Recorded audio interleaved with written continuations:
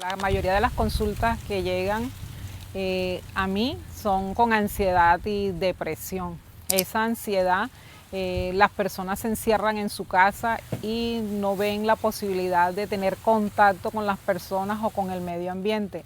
Y una terapia muy fundamental para mejorar ese estado de ánimo es el contacto con la naturaleza, el salir, el caminar, el disfrutar del sol, de los árboles, del aire, ayuda a mejorar esos estados de ánimo de las personas y a que se sientan mejor. Un contacto con los árboles nos ayudan a descargar todas esas energías, esos estados de ansiedad y depresión que se presentan en cada persona.